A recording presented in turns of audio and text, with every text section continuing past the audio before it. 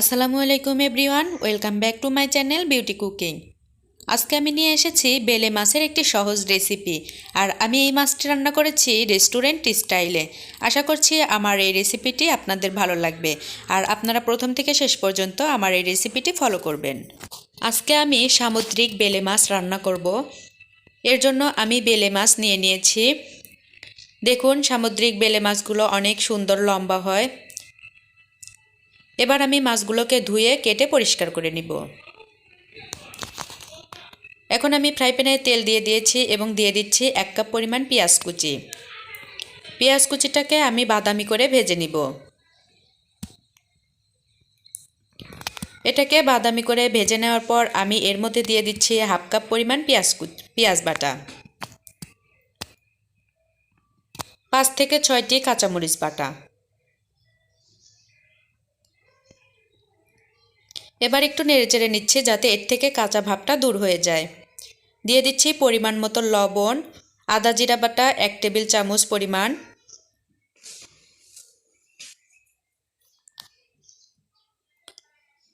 হলুদ গুঁড়ো দিয়ে দিচ্ছি 1 চা চামচ, শুকনা মরিচের গুঁড়া 1 চা চামচ। ঝালটা আপনারা আপনাদের পছন্দ মতো নেবেন। ধনিয়া গুঁড়া দিয়ে দিচ্ছি 1 চা চামচ। এবার সবগুলো উপকরণকে আমি খুব ভালোভাবে কষিয়ে নিব। আমি সামান্য একটু পানি দিয়ে দিচ্ছি। পানি দিয়ে আমি আরও কিছুক্ষণ সময় এটাকে কষিয়ে নিব। দেখুন, উপর দিয়ে তেল ঝরে যাচ্ছে। এই পর্যায়ে মশলাটা কষানো হয়ে গেছে। আমি এবার বেলে মাছগুলো দিয়ে দিচ্ছি।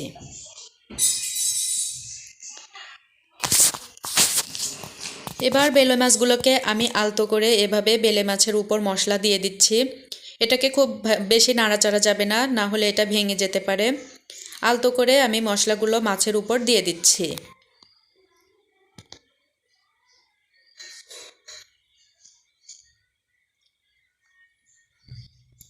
এভাবে করে আমি মাছটাকে কষিয়ে নিচ্ছি। আলতো করে এটাকে নাড়তে হবে।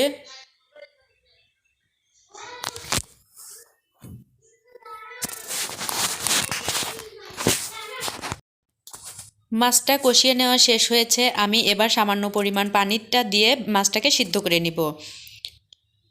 আপনারা এই পর্যায়ে ধনেপাতা কুচি দিয়ে দিতে পারেন, তবে আমি ধনেপাতাটা আমার হাতের কাছে নেই জন্য দেইনি। তৈরি হয়ে গেল অসম্ভব মজাদার বেলে মাছের রেসিপি। আশা করছি আমার আজকের রেসিপিটিও আপনাদের ভালো লেগেছে। আর ভালো লেগে থাকলে অবশ্যই লাইক, কমেন্ট, শেয়ার করবেন আর আমার চ্যানেলটিকে সাবস্ক্রাইব করে আমার চ্যানেলের সঙ্গেই থাকবেন।